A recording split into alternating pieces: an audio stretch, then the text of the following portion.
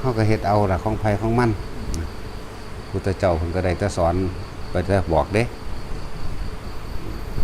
สุดท้ายแล้วก็มันคือคนเลวก็ตายแต่ว่าสิไปทางใดสิตายต่ำหรือตายทางใดคนดีก็ตายไปในทางที่สร้างสมนั่นแหละแต่ละคนน่าเบื่อเนาะน่าเบื่อในจักมันเป็นอย่างมันทางเป็นเบื่อนะเป็นฮอดจากเศร้าเว้าเศร้าสอนมาได้เลยดิจักว่าละให้หลวงพี่แม็กแทนเด้อ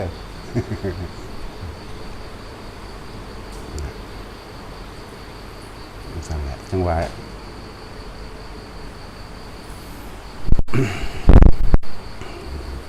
กำลังให้เพื่อนนั้นเล็งในการ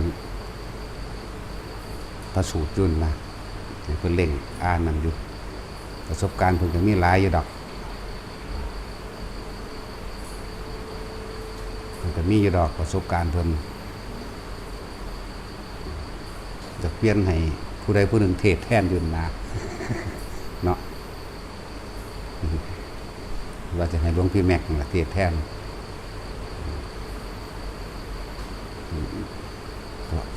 ฟังให้แน่เลยเนาะ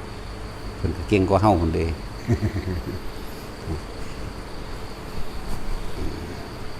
พวกนาคกะมาร่วมตัวกันแล้วก็ซ่อมซะนะซ่อมขานาคนะมองซ่อมขานาคก็สิเอาไปแถวต้นคอบ่ละมั้งเนาะอยู่หันมีจักเท่าใดแล้ววะ2หรือ3เนาะแล้วอีกผู้หนึ่งก็ไอ้โพเนาะเป็นผู้อันนั้นมันอื่นเพิ่นมาดักให้เพิ่นมาโยนแถวต้นคอแล้วพากันขานนาคใส่กันซะขานนาคได้ก็จังหามือยากอยู่เด้คนที่สิมาบวชได้ยากอยู่ยากคักเนาะคนบัก70 ล้านคนก็มีอยู่แค่นี้แหละอันนี้บอกเรื่องในประเทศไทยเลยถ้าไปเว้าเรื่องทั่วโลกก็7,000 ล้านเด้เนาะ7,000 กว่าล้านใช่ไหมแต่ก็มาของไอ้ประเทศไทยก็70 ล้านจังซี่เนาะมาเบิ่งได้แค่ 2-3 แสนพวกบวชด้วยนี่นี่สั่นล่ะ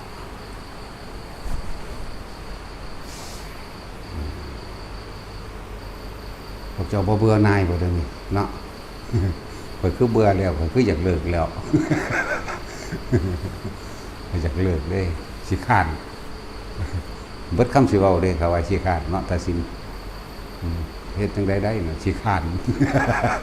เป็นหยังคืออยากเลิกสิค้าน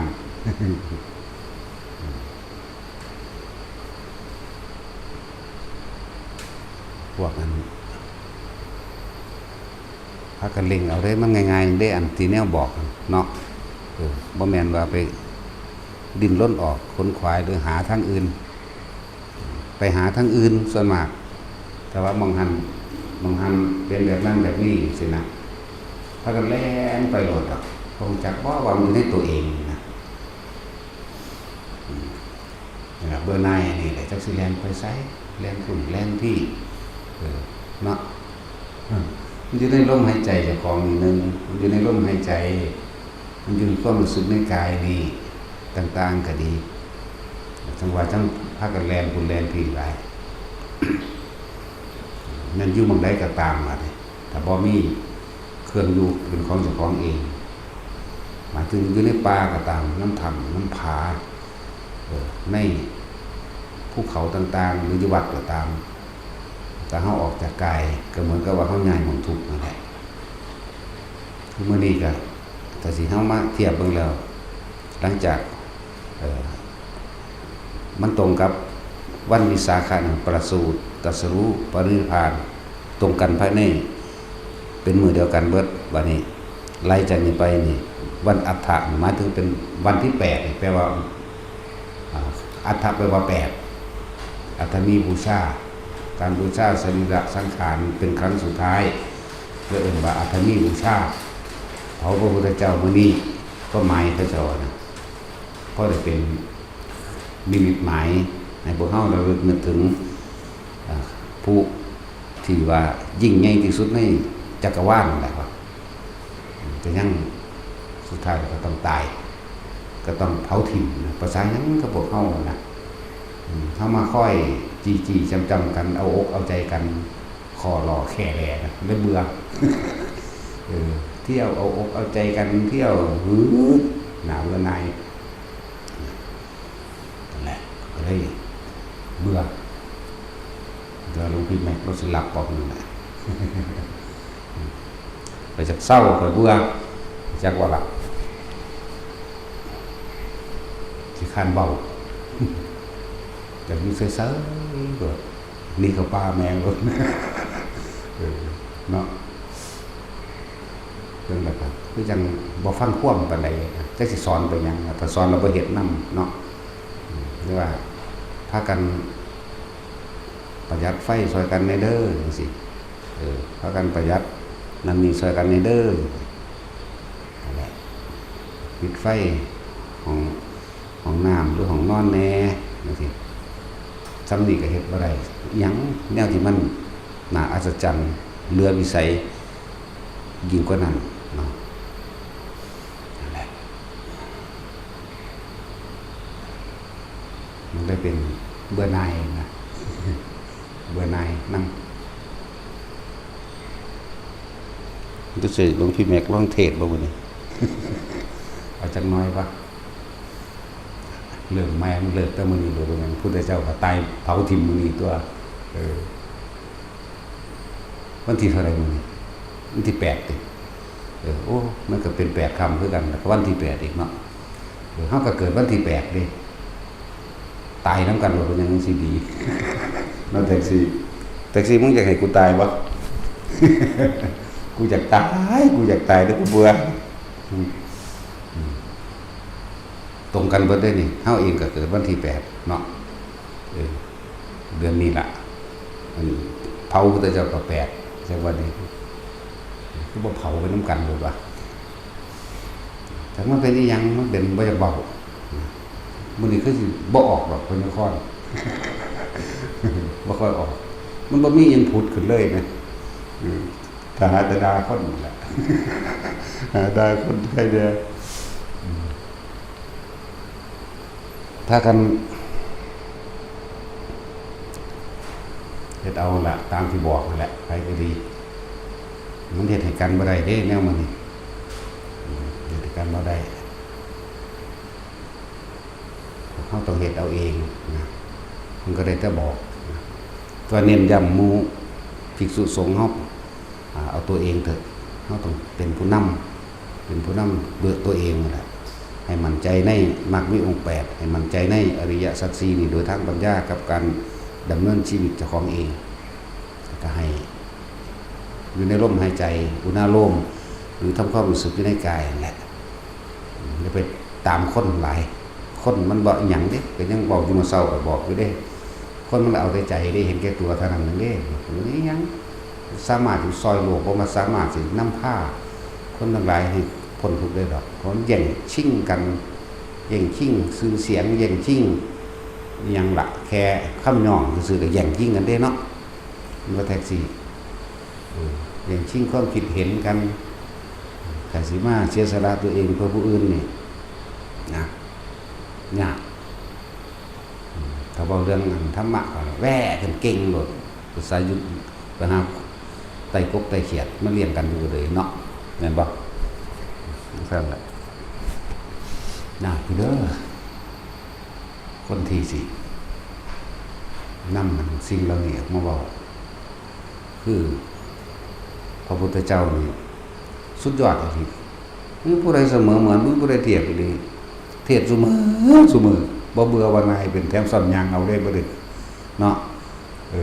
พวกเขายังชี้ว่าไปหุ่นไปผีอยู่เพิ่นยางเอาได้จังว่าคือจังหัวเฮาเนี่ยตัดร่องไว้ทุกอย่างเก่าก็ได้เห็นนะตัดร่องไว้เลยเพิ่นยางเอาบุกป่าฟ้าดงแล้วก็บัดนี้เฮาก็มาเว้าธรรมะอันนั้นอันนี้ที่เพิ่น ปฏิบัติมาแล้วเฮาก็ปฏิบัติตามเฮาก็พิสูจน์ได้แต่จะมาดูถูกธรรมะเพิ่นจังซี่นะมันเลยศูนย์ มันเลยขี้ข้านนะมันเป็นจากขี้ข้านนะทั้งที่เฮาเอายอดมันเด้อันใดที่เพิ่นบอกไว้สั่งสอนไว้เพิ่นก็เอาแต่ยอดมันมาแล้วนะแต่พระองค์เองนั่น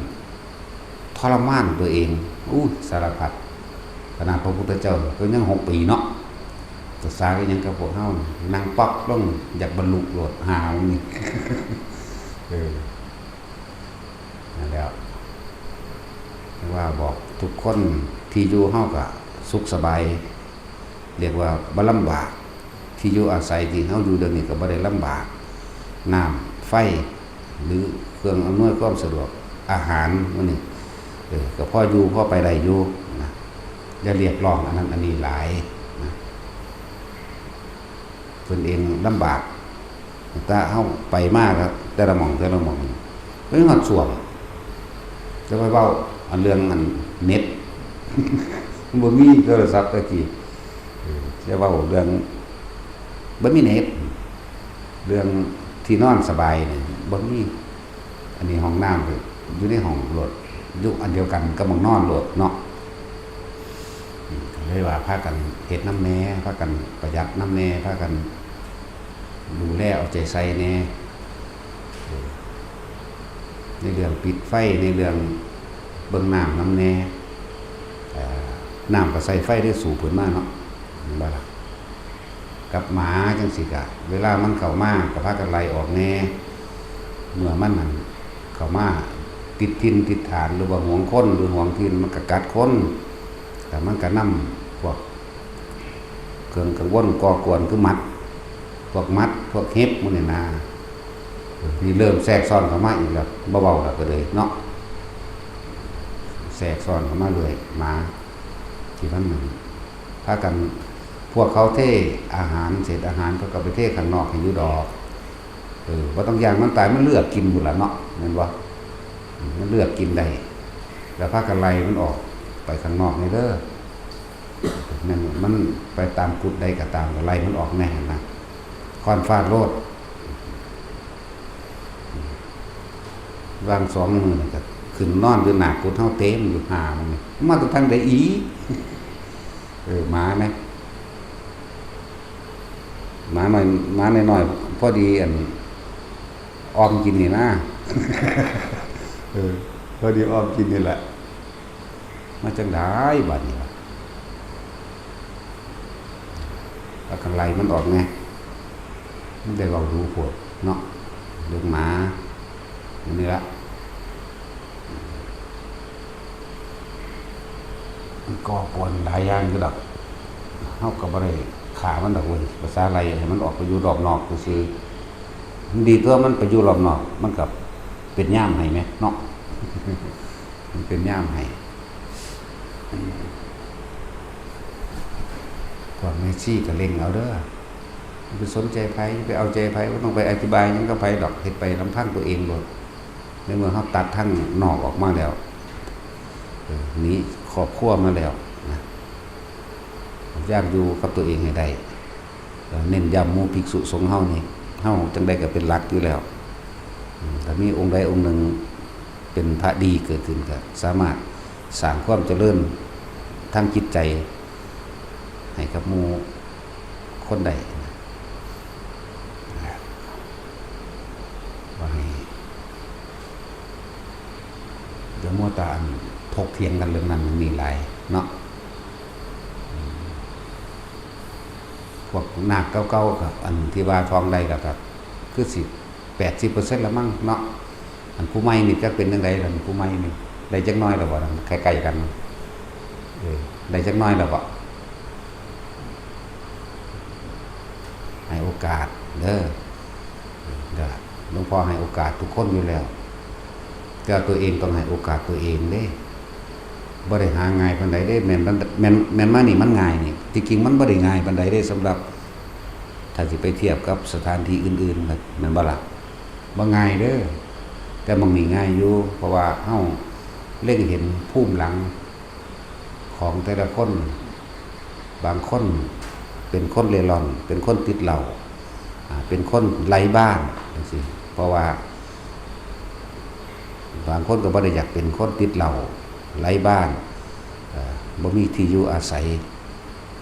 หรือบ่อยากเป็นคนเลวหรอกแต่ว่าโดยความรังแกข่มเหงเอาเปรียบต่าง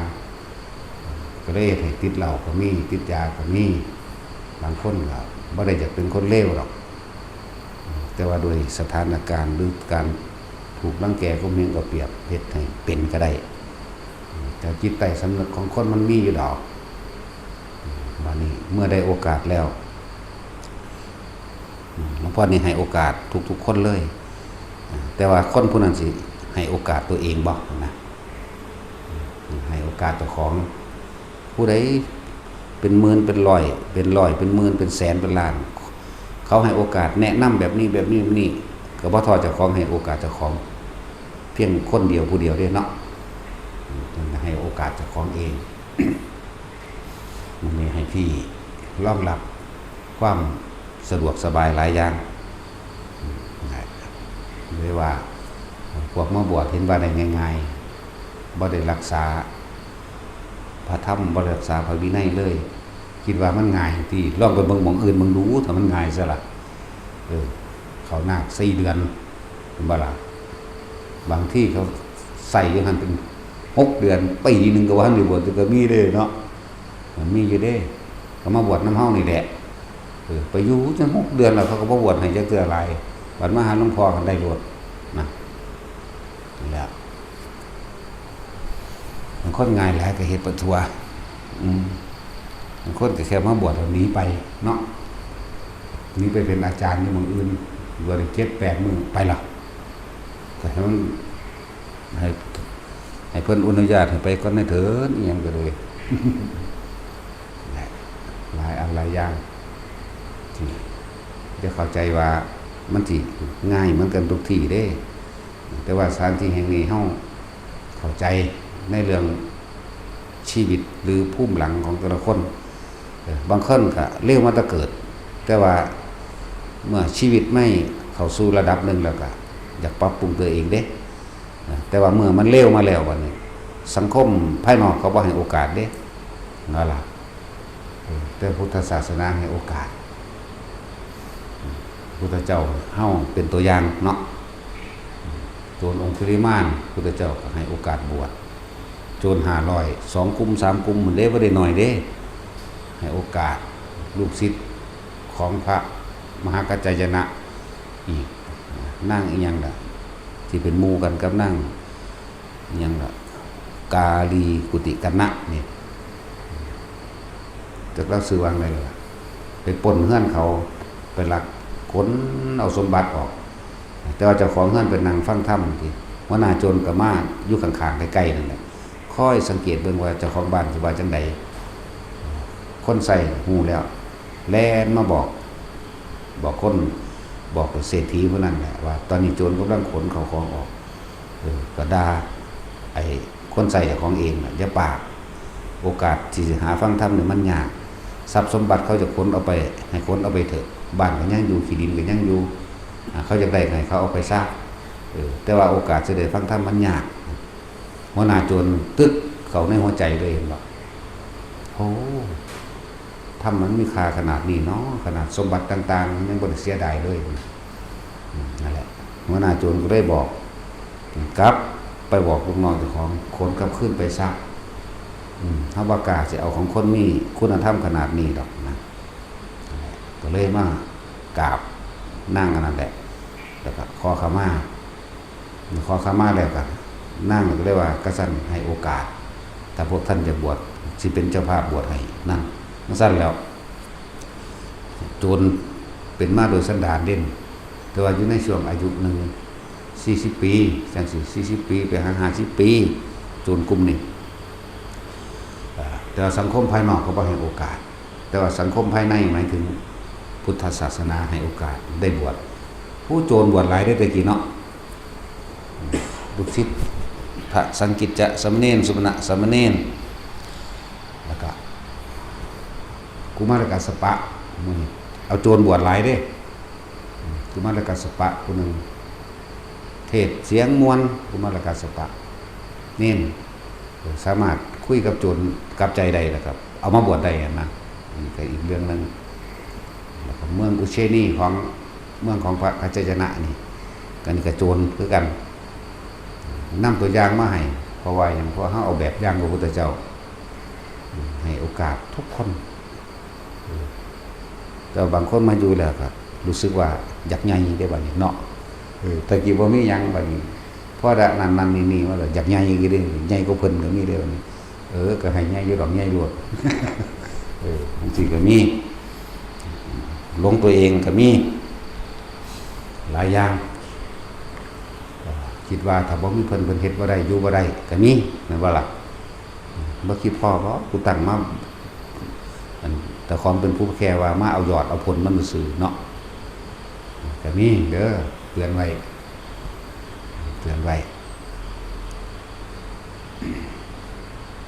หลายคนอยู่ดอก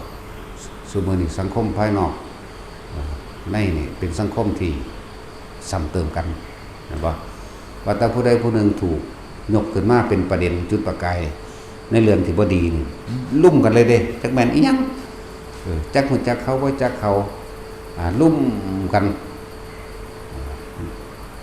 ลุ่มทำลายเด้บ่แม่นลุ่มแนวอื่นเด้บ่แม่นลุ่มสิแก้ไข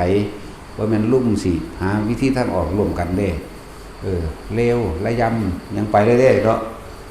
อยู่ทำไมสิไปซักว่าเด้จังซั่นแหละบ่จักหยังก็เฮ็ดไป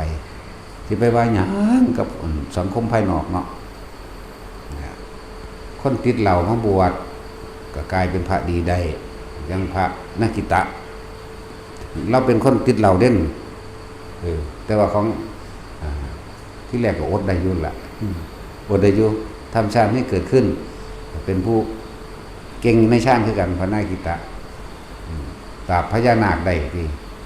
พวกเขามีศรัทธาเขาเลยถามว่าพวกคุณเจ้าชอบอีหยัง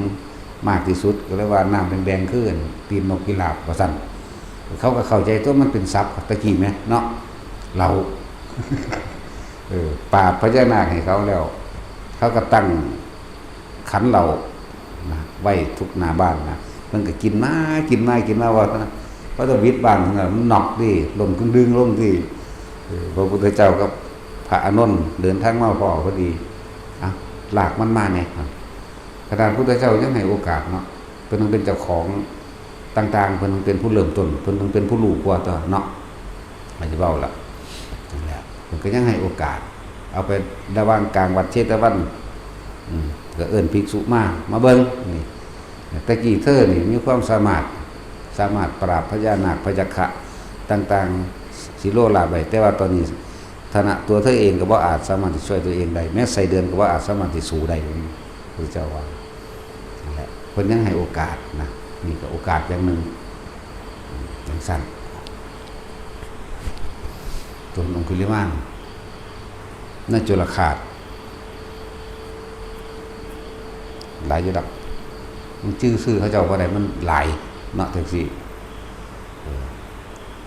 ถึงว่าผู้ใดสิให้โอกาสบัดนี้มาคิดเบิ่งเรื่องโอกาสคนอื่นเป็นหมื่นเป็นแสนเสียโอกาสมากไม่เพียงใดก็ช่างสู้ตัวเองให้โอกาสตัวเองไม่ได้เด้อคนอื่นสิเตือนเป็นหมื่นเป็นแสนเป็นล้านสู้ตัวเองเตือนตนเองเพียงครั้งเดียวไม่ได้เด้อัตโนโจทยตานังจงเตือนตนด้วยตนนั่นแหละดีสั่งว่านี้เขามีโอกาสแล้วในการทั้งผู้อยากบวชผู้ต้องการบวชบ่มีเงินบ่มีทุน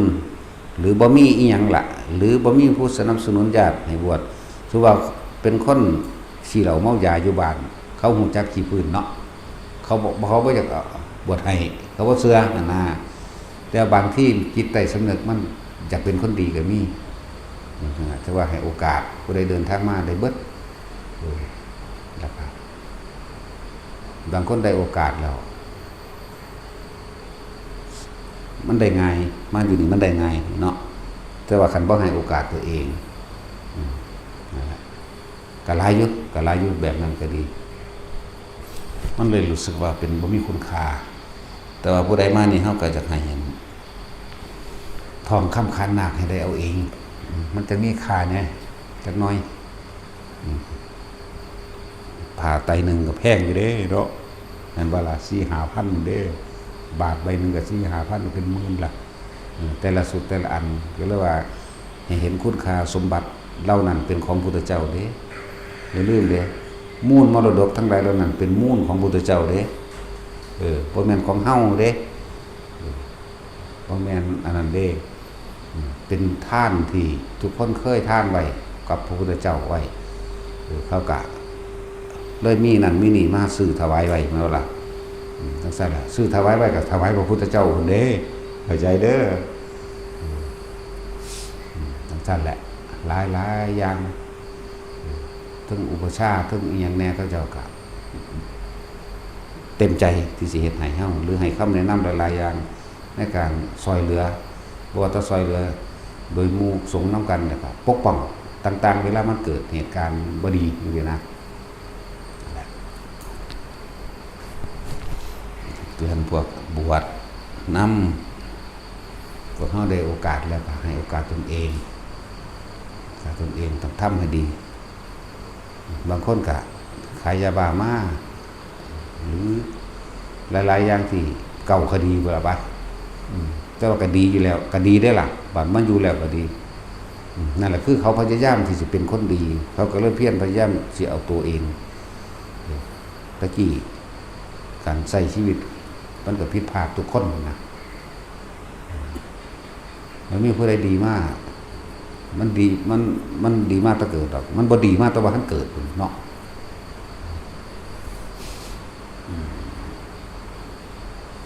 ต้องว่าให้พวกเขาเตือนเจ้าของเองน้ำแน่เพิ่นก็เตือนแน่แต่ว่าเพิ่นเตือนบ่สู่เจ้าของเตือนเด้เนาะหลายอย่างซอยกันรักษาสามัคคีเด้สุขสามัคคีนี่ความสามัคคีนั่นนำความสงบมาให้เห็นบ่ล่ะไม่ล่าให้ความร่วมมือไล่หมาซอยแน่สิก็ไล่แน่จะจานตะบาปหลายบ่มีเมตตาเนาะมันสิเอาบุญแมงอยู่กับหมาเห็นบ่ล่ะเป็นสันเด้สิไปเอาหยังกับมันทำบุญกับสัตว์เดรัจฉานมีอานิสงส์100ทำบุญกับคนพาลสันดานหยาบมีอานิสงส์เป็นพันได้ล่ะเนาะสั่นตัวคนมีศีลเป็นหมื่นแต่ว่าคนทรงฌานเป็นแสนเด้โสดาขึ้นไปนับประมาณบ่ได้แล้วโสดาสกิทาคาอนาแล้วอานิสงส์แยกย่อยก็ตั้งหากแล้วกันแหละสั่นก็บ่ได้โหดร้ายปานนั้นดอกเนาะถ้าเขาให้เฮ็ดหมาคุณแมงตะโดนเราได้นี่กับตาสินนี่ให้ตาสินใส่รถไปหาขาย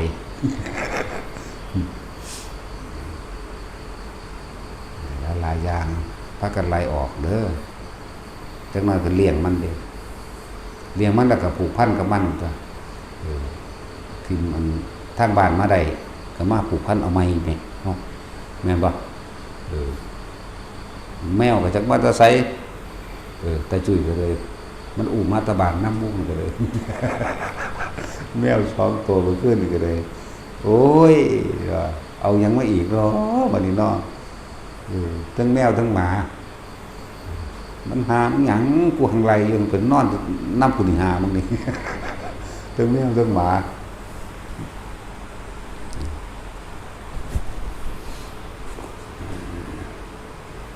กับพม่าเรื่องภาวนาบัดพยายามจะไปสังเกตคนอื่นจะไปจับผิดคนอื่นเฮาบ่ได้มีเสียกับเขาเด้ในเรื่องของกรรมเรื่องของการรับผลของกรรมวิบากกรรมต่างๆแต่ว่าเฮาเป็นหยังคือสิไปแย่งเอาเนาะเขาสิเป็นบาดตะบ่แม่นเรื่องข้อขาดบาดตายของเจ้าของบาดตะบ่มาถูกทำลายรังแกข่มเหงเจ้าของก็บ่จำเป็นต้องอีหยังล่ะนั่นแหละอยู่กับลมหายใจอยู่กับอุณหภูมิอยู่ในความรู้สึกในกายของเจ้าของเองนั่นแหละจังได้ก็สร้างหน้าทุกคนตายคือเก่ามันเจ้าสิฮักคนผู้นั้นปานใดก็สร้างสิไปเอาใจกันกับคนผู้นั้นปานใดก็สร้างตายแมงคือเก่าจะสิผูกติดกันไว้กับสร้างตายคือเก่า เนาะนั่นแหละท่านบอกว่าอันนี้คือเว้าว่าเป็นหยังคือตายคือเขาบ่อยากให้ลำพึงลำพันบ่อยากให้อาลัยมันอาลัยไปก็แค่นั้นซอยหยังได้บ่ล่ะคือกันนั่นแหละคำว่าความรักความผูกพันความรักความใคร่ความพอใจความผูกพันความหวังดีเฮาก็แนะนำอยู่แต่ว่าถ้าเขาบ่อาจสามารถกระทำได้เราก็ทำอะไรกับเขาไม่ได้เด้เฮาเฮ็ดหยังให้เขาบ่ได้เด้แต่เขาบ่เฮ็ดเอาเองแม่นบ่ล่ะฉะนั้นก็วางจิตเป็นกลางไม่ได้บอกลูกหลานบอกหมู่พวกบอกพ่อแม่บอกหรือญาติบอก หมายถึงเขาบอกทางบอกแล้วก็แล้วไปเด้เขาบ่เฮ็ดก็สร้างเขาเด้เขาบ่ได้มีส่วนใดส่วนเสียเนาะนั่นแหละคือกันน่ะที่เคยแนะนำกับคนที่ดูแลคนเจ็บคนปวดคนป่วยเป็นพ่อเป็นแม่เป็นบัดนี้เฮาส่วนมากถ้าพ่อแม่จมพ่อแม่ด่าย่านตะบาปเด้บาปหรือบ่บาปเบิ่งเจตนาเจ้าของดีๆเด้อเจตนาของเฮานี่บ่อยากให้เพิ่นเจ็บบ่ให้ปวดบ่ให้ป่วยอยากให้หายอยากให้สุขสบายบ่ทุกอย่างนั่นแหละแต่ว่าความเจ็บความป่วยบัดนี้พ่อแม่ผู้บ่มีศีลธรรมผู้บ่มีคุณธรรม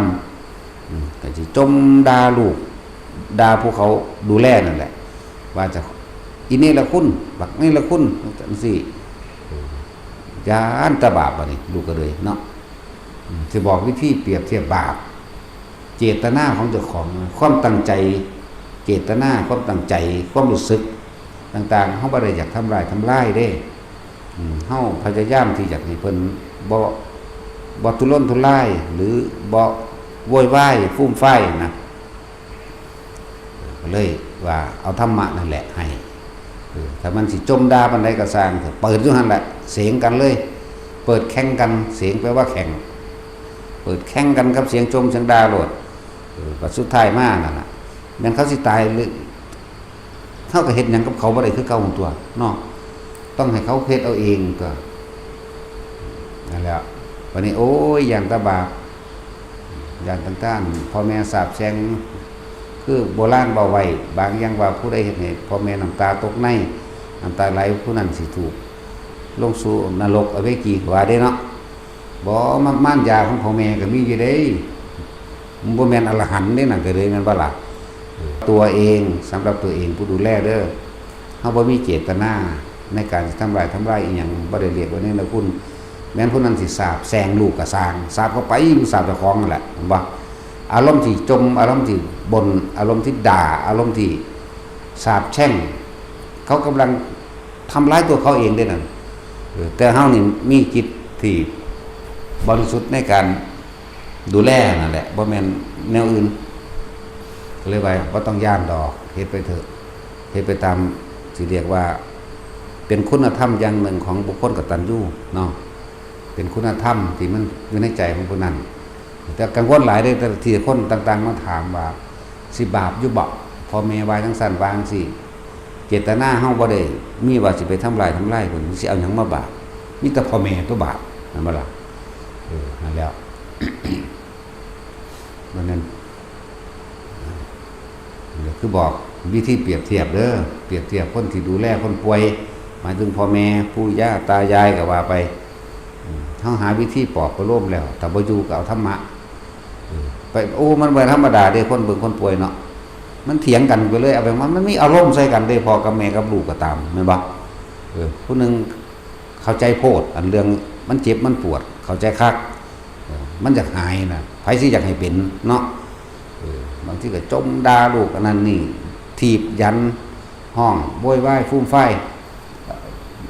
มันบ่แม่นแค่เบิ่งกันมือเดียวแม่อาจจะเบิ่งกันเป็นเดือนเป็นปีเนาะมันก็มีอารมณ์เป็นธรรมดาก็เลยว่าแต่ละคนให้หาธรรมะนั่นแหละเปิดให้ฟังเอาสำหรับการดูแลคนเจ็บคนป่วยเขาสิฟังบ่ฟังก็สร้างตัวแต่เขาบ่เฮ็ดเองก็สิไปเอาสวรรค์ให้เขาได้บ่แม่นบ่ล่ะมาเฮาก็บ่ได้ห้ามสวรรค์นรกให้ไผได้แม่นเนาะนี่บอกวิธีเปรียบเทียบนะมันถามมาหลายยานตะบาปย่านตะบาปเป็นนี่เราคุณหวยพ่อแม่ก็นี่เราคุณเป็นคือกันนั่นแหละเนาะเพราะว่าเฮาเอาคุณธรรมเลยเป็นเฮาเอาคุณธรรมเฮาเอาธรรม ของพระพุทธเจ้าเป็นเครื่องเยียวยาเป็นธรรมโอสถแม่นบ่ล่ะจมด่าก็ด่าโลดแต่ของระบาปเองลงนรกเองเนาะเฮ็ดจังได๋ได้ซั่นเนาะนี่ให้แนวคิดซื่อๆเด้บ่แม่นว่าเฮาสิไปบางทีมันก็มีอารมณ์อีหลีเด้เนาะเห็นบ่ในการดูแลพ่อแม่คนป่วยนะเข้าใจอยู่ดอกแนวมันเจตนาเฮาบ่มีในการทำลายเด้อพากันปรับตัวเองเอาเรื่องปอบประโลมเรื่องเอาอกเอาใจกันมันนายคนเอาอกเอาใจเด้เนาะคนบ่มีธรรมกับคนมีธรรมมันต่างกันเด้คนมีธรรมก็เอาง่ายๆรอดฟังก็สร้างบ่ฟังก็ตามเปิดไว้หั่นแม่นบ่ล่ะสิไปนั่งเอาอกเอาใจกันอยู่หั่นมันเอาบ่ได้เบิดมื้อล่ะแม่นบ่ล่ะสิไปว่าหยังเป็นเดือน2เดือน3เดือนหรือเป็นปีเนาะ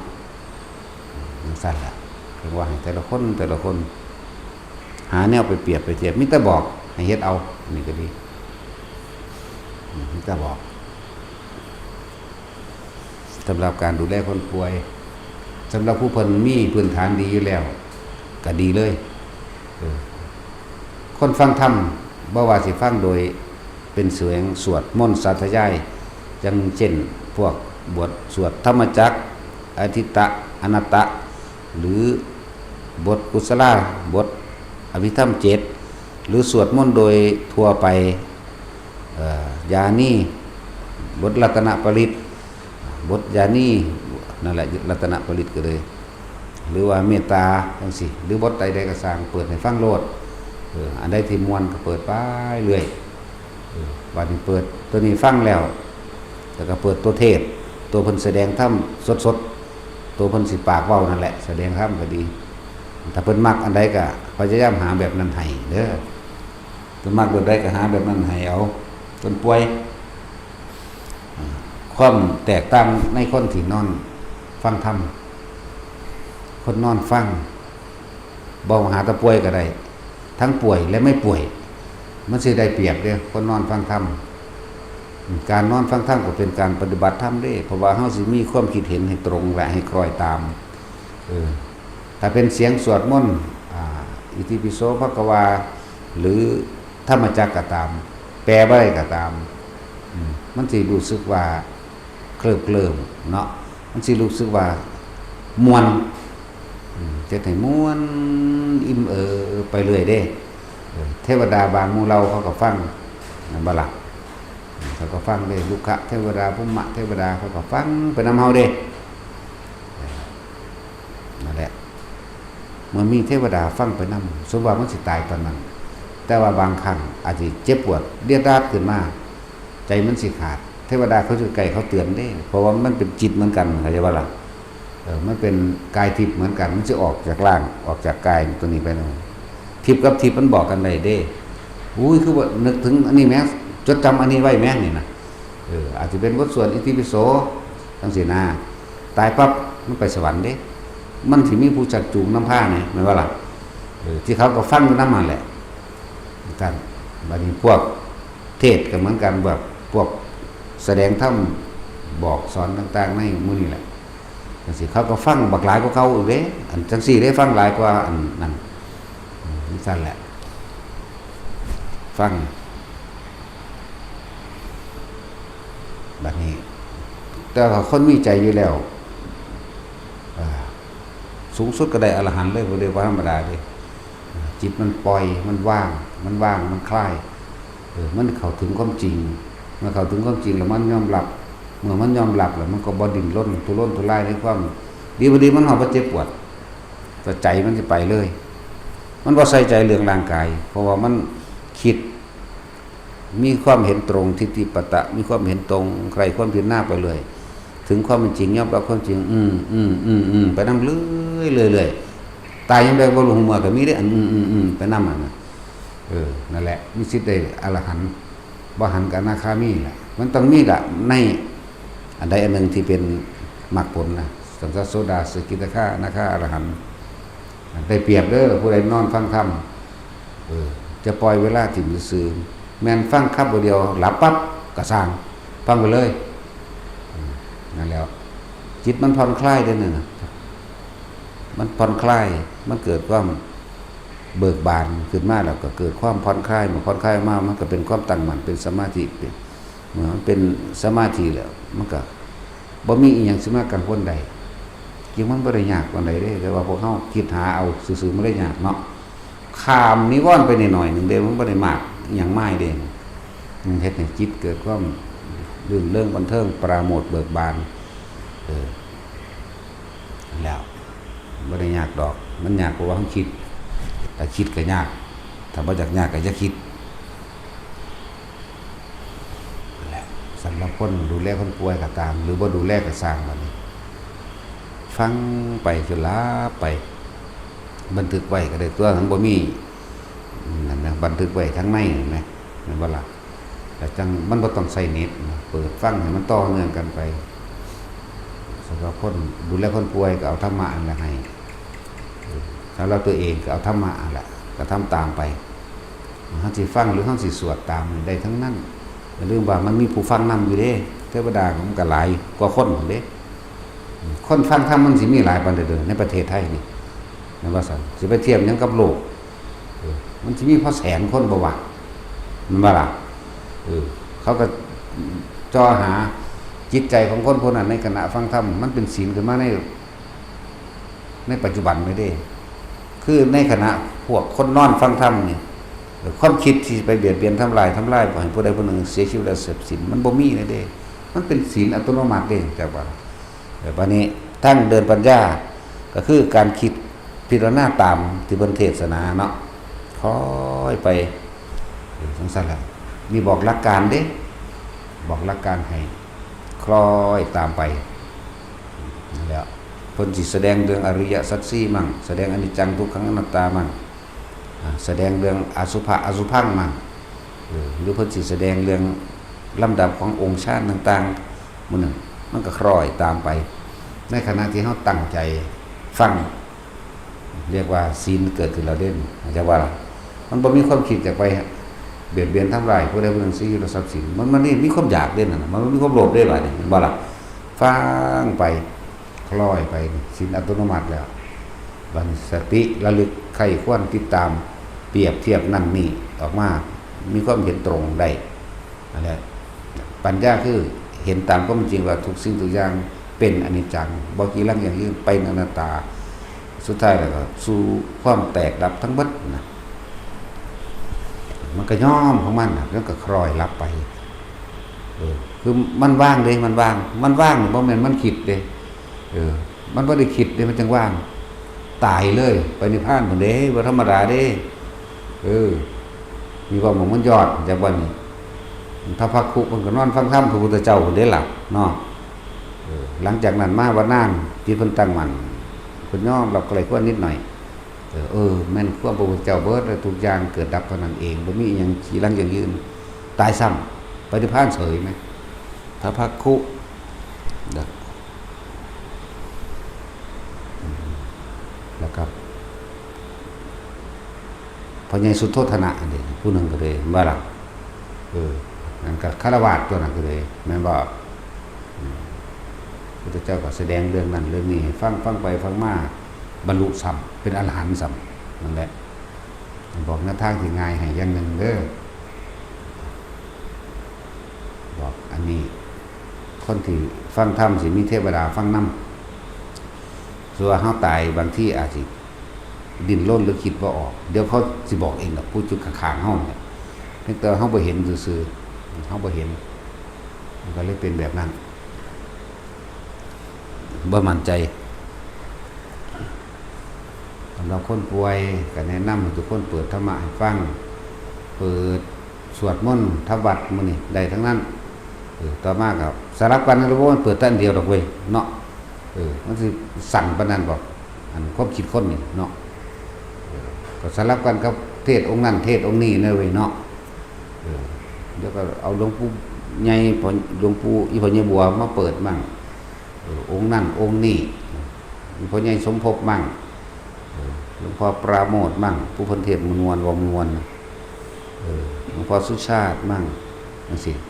ฟังไปสลับกันไปเปิดไปหันแหละ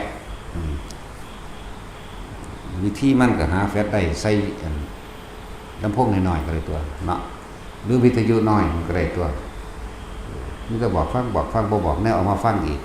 โอ้มันก็ธรรมดาบ่คิดบ่ออกนี่เด้คนอีหลีเด้สิไปหาสายสักก็มีได้โอ้ยคือซ้ำนึงก็บ่จักหยังอยู่มันตะศูนย์แล้วจะไปรับใช้ที่ไหนบ่ลงทุนเลยหิแม่ซุนผู้ส่งให้เด้แล้วแต่แม่ซุเด้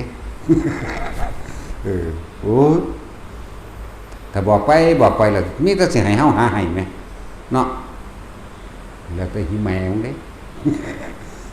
บอกมองไปหาแล้วแม่ก็โหลดเอานำ YouTube หั่นเด้แม่นว่าซั่นโหลดลงในตัวนำที่เขามี YouTube นั่นแล้วก็ซื้อลำโพงน้อยๆยังบลูทูธ 2-300มันตัวอุ้ยได้บอกซั่นคุณนายคักยังอันเว้าไปสูงๆบอกไปแล้วจะไปเอารับได้ที่ไหนมันอยากไต่ให้ถิ่มไปเลยเด้ โอ้ยสมนิก็มาถามนายทำไมมาแล้วจะไปลงทุนนี่หยังโอ้ยตายซัก มันบ่ตายกับผูกข้อตายตนลงคือตายโลดเนาะมันสั่นแล้วถ้าได้เว้ามาศูนย์บ่เด้ ไปรับได้ที่ไหนส่งให้ได้ไหมอีกต่างหากโอ้ยบ่เด้แล้วแต่หิแมงเด้บัดมึงขมุกขมุมทำการทำงานหาเงินแย่งชิงกัน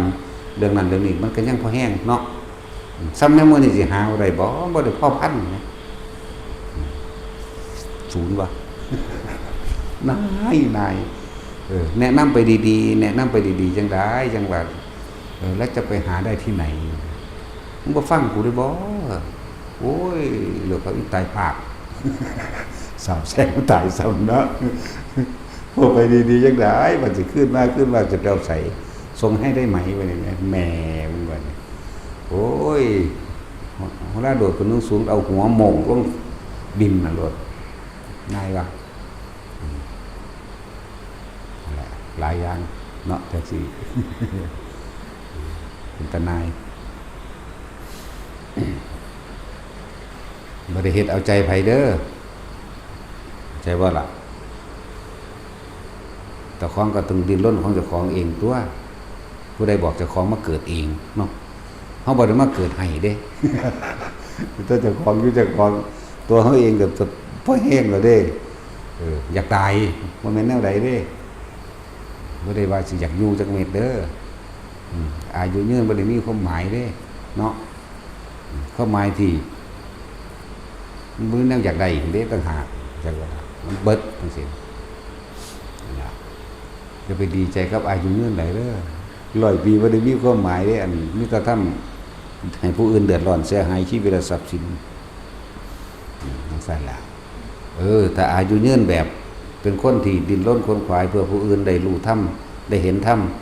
หรือมีชีวิตที่ได้อยู่ได้กินสุขสบายก็ว่าไปเนาะโยอยากให้มีเป็นล้านๆปีไปแล้วผู้จังซั่นเนาะเพิ่นมีแต่แนวดีๆให้นะอันนี้มีแต่แนวเร็วๆให้พวกกันทำลายเบียดเบียนผู้อื่นให้เสียชีวิตและทรัพย์สินนี่บ่ได้มีความหมายดอกตายไปมันก็ลงนรกนั่นแหละคือว่าเราบอกแต่เรื่องนรกมันบ่เห็นเนาะมันบ่เห็นแต่ว่าเรื่องคุกเรื่องตารางพอเห็นได้จะพูดอันสัตว์ที่เรียกว่าอสุรกายกับบางคนที่ออกมาแดดพิการมาแต่กำเนิดหัวบักใหญ่บ่เริ่มเทิมแขนขาน้อยๆรีบๆตาก็มโลขึ้นมาก็มีบางคนปากบักใหญ่บางคนก็สารพัดนั่นแหละจะเห็นอสุรกายสัตว์นรกก็เลยก็เบิ่งซั่นแหละโอ้ยอยากเห็นนรกก็ไปเบิ่งนั้นโรงพยาบาลนั่นแหละเนาะมันจังไงผ้าขาผ้าพุ่นผ้านี่ยิบพุ่นยิบพี่ห้องโอดโอยคำครวญนั่นแหละไปเบิ่งเอานรกดิบๆก็ดีแล้วก็แต่สิผ้าขูดแข้งขูดขาขูดกระดูกแต่ไปเว้าเรื่องนรกกันนั่น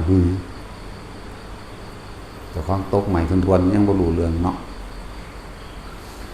สวรรค์ก็ว่าบ่ได้อีกสิบอกไปเบิ่งหม้องใดสวรรค์ก็เลย แต่ว่าเรื่องนรกดิบๆก็ไปเบิ่งนโรงพยาบาลเอาเด้อเนี่ยอันใดมันมีชีวิตปกติสุขบ่มีความเดือดร้อนกังวลอันนั้นแหละสวรรค์ก็เลยแต่ในตัวเองแต่วันดิบเพราะท่านเป็นสวรรค์สุขนั่นแหละหลายอย่างที่พวกเฮาบ่รู้จักวิธีการที่จัดการซึ่งกันและกันเพราะว่าปัญญาทางโลกมันก็แค่ว่าจดจำสืบต่อกันมาล่ะ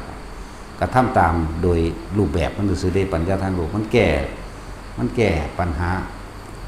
ออกจากโลกบ่ได้เด้มีแต่ผูกเขา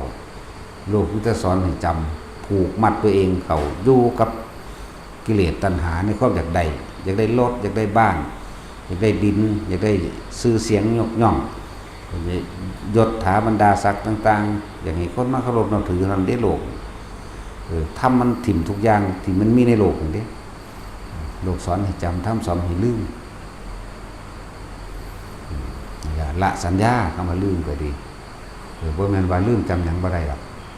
หรือพระสิแปลเป็นได้ก็สร้างหิแมงเด้เนาะแปลแบบใดก็แปลไปโลดมันบ่เงินอยู่แล้ว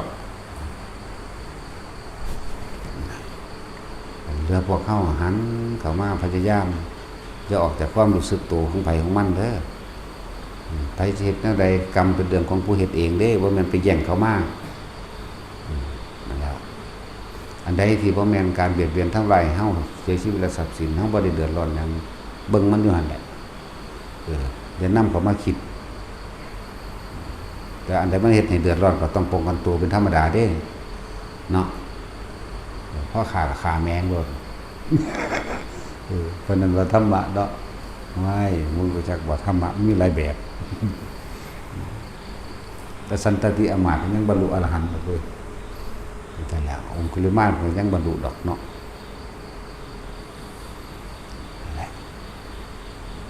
เน้นอยู่ในตัวเองนี่เป็นเรื่องเฉพาะตนลมหายใจอุณหโลมความนิ่มนวลกลางหัวหรือระหว่างกลางอกตัวเอง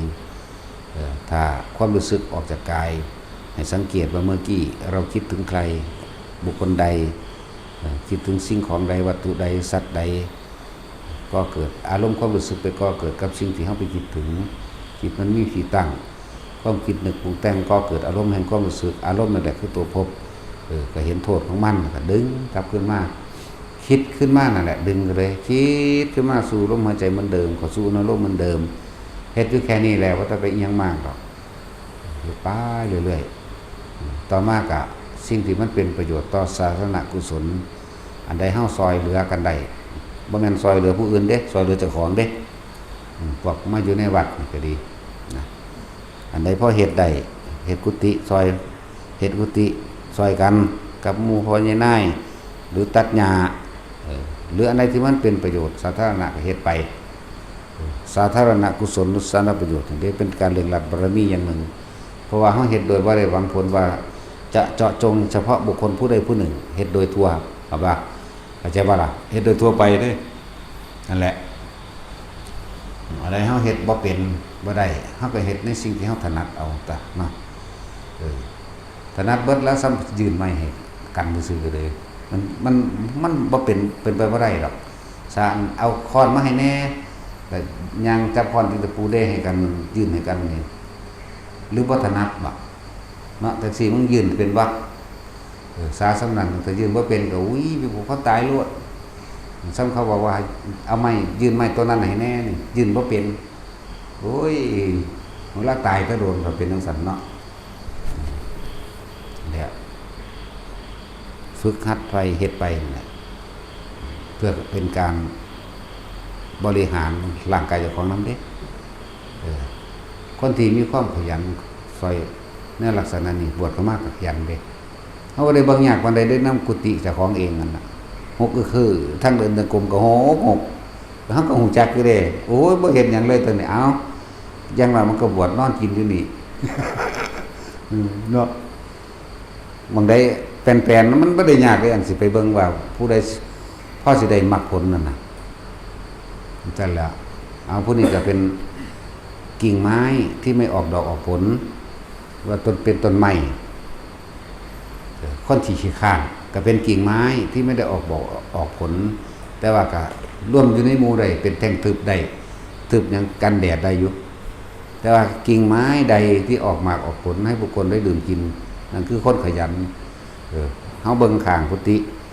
โดยรอบบริเวณแป้นเติดเดี๋ยวเบิ่งท่านกลมๆก็แป้น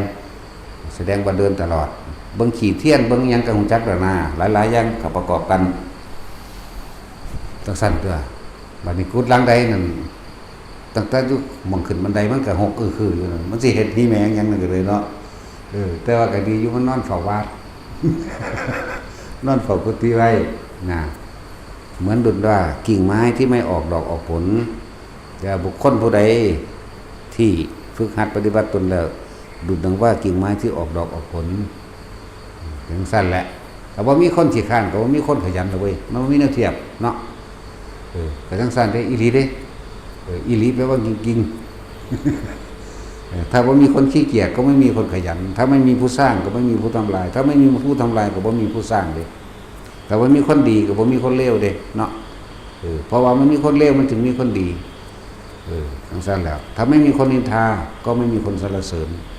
ถ้าไม่มีคนสรรเสริญก็ไม่มีคนนินทาทั้งสั้นล่ะนั่นบ่ล่ะสั้นล่ะธรรมดา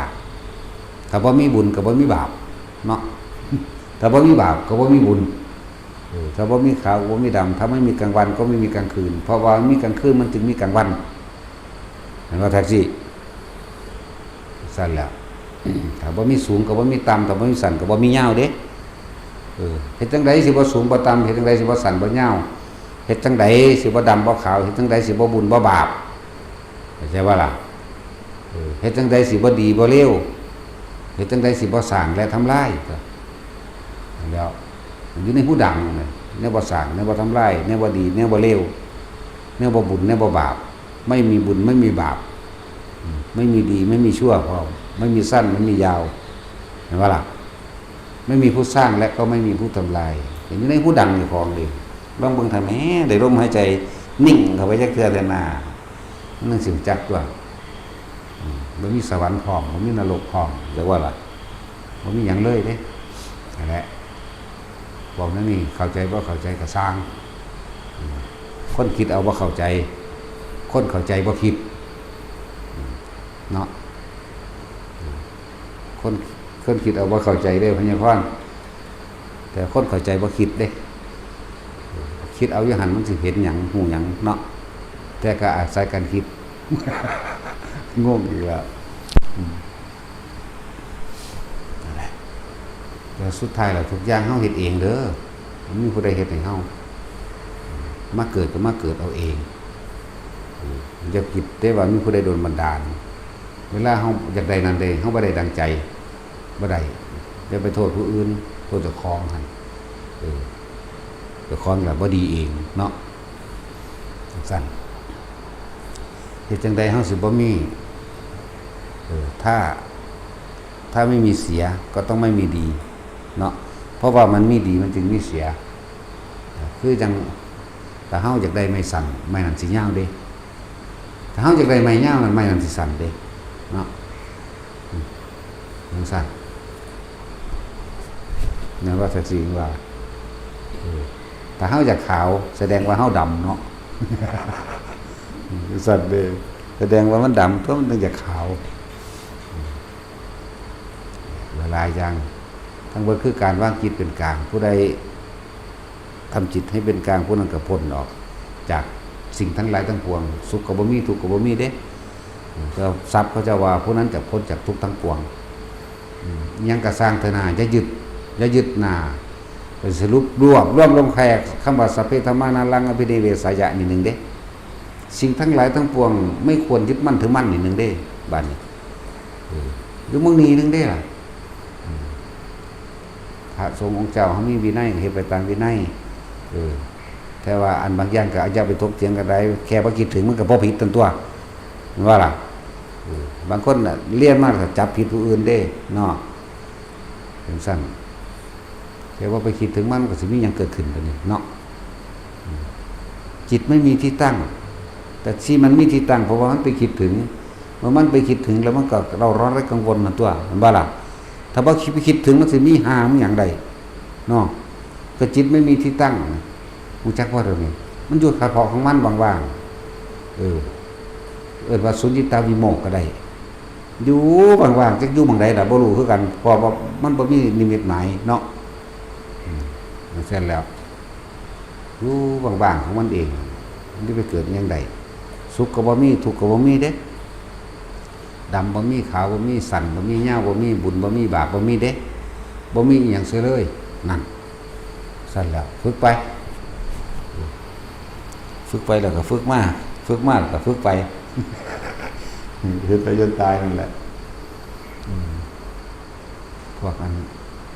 ตั้งใจมาบวชก็เริ่มฝึกแต่เดี๋ยวนี้ก็ได้ดอกหรือดีบ่ดีเขาก็เป็นในตัวเขาเองแล้วก็มีเด้บวชหรือบ่บวชหรือก็อยู่ก็เฮ็ดได้เสมอกันนั่นแหละแต่ว่าก็อย่าพึ่งดูถูกภิกษุนักบวชเนาะ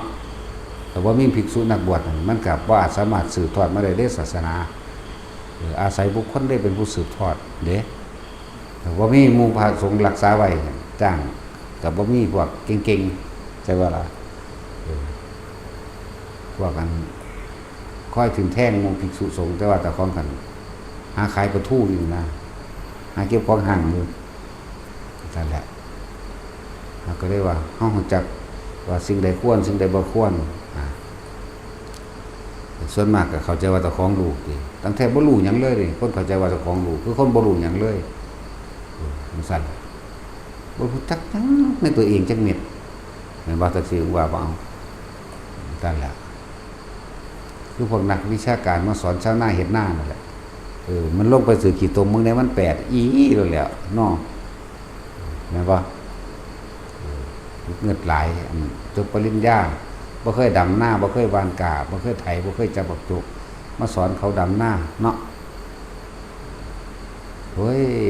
มันก้มลงไปในจักรวาลมันก็ปวดแอวมันก็สูญตัวเนาะดีบ่ดีเห็นบ่เป็นสั่นล่ะมันบ่สู่คนที่ลงมือทำดอกนั่นใดก็ดีสำหรับพวกนักวิชาการวิชาเกินพวกค่อยตัดสินผิดถูกแต่ว่าบ่ฮู้เจ้าของเจ้าของกำลังหลอนกังวลกับเรื่องใดกังวลกับเรื่องเขาถูกหรือกังวลกับเรื่องเขาผิดเนาะถ้ามันยึดสิ่งหนึ่งมันก็ได้สิ่งหนึ่งนั่นแหละความพอใจทั้งหลายแหล่ร่วมลงที่อาสวะเห็นบ่อาสวะขยะเนี่ยอารมณ์ความรู้สึกที่ยังคล้องอยู่คนเฮาก็คล้องอยู่ตัวเดียวนั่นแหละความพอใจนั่นแหละแต่เฮาเอาเฉพาะความพอใจความถูกใจแม้นความบ่พอใจบ่ถูกใจแม้นบ่อยากได้มันก็ได้มันเลยอยู่ข้างหน้าซะด้วยซ้ำไปคนเฮาแสวงหาความสุขโดยบ่ฮู้ว่าความทุกข์รออยู่ข้างหน้าเนาะคนเฮาแสวงหาความถูกใจและพอใจโดยบ่ฮู้ว่าความถูกใจความผิดใจอกหักผิดหวังก็รออยู่ข้างหน้าเหมือนกันนะว่าล่ะแล้วเมื่อใดที่เธอปรารถนาสุขเมื่อนั้นทุกข์ก็ย่อมติดตามอยู่แล้วถ้าได้สิ่งหนึ่งบ่อยากได้ก็ได้คือเก่าเพราะมันเป็นของติดกันปรารถนาสุขทุกข์รออยู่ข้างหน้าคนเฮาพอใจในคนบุคคลผู้เดียวในมือหนึ่งเบิ่งดูมันสิสร้างความพอใจได้ตลอดบ่เอาคนผู้เดียวหรือบ่หาแต่ผู้อื่นเนาะมันก็เฮ็ดให้ผิดใจได้อยู่ในมือเดียวนั่นแหละเพราะมันเป็นความยึดของเจ้าของเองเด้เพราะนั้นก็ยึดเอาแค่ความพอใจนั่นแหละก็บ่พอใจบ่อยากได้ก็ได้คือเก่านั่นแหละเฮาจึงมีวิธีสังเกตความคิดเจ้าของบ่ให้มันไปปรุงแต่งกุศโลบายก็คือลมหายใจคืออุณาโลมคือความรู้สึกนิ่มน่วงของมันอยู่นี่แหละว่าถ้าบ่ออกจากกายเมื่อไหร่ก็ย้ายที่ทุกข์ย้ายที่กังวลย้ายพบใหม่เมื่อนั้นนั่นว่าล่ะเฮ็ดเอาของภายของมันสมาทาน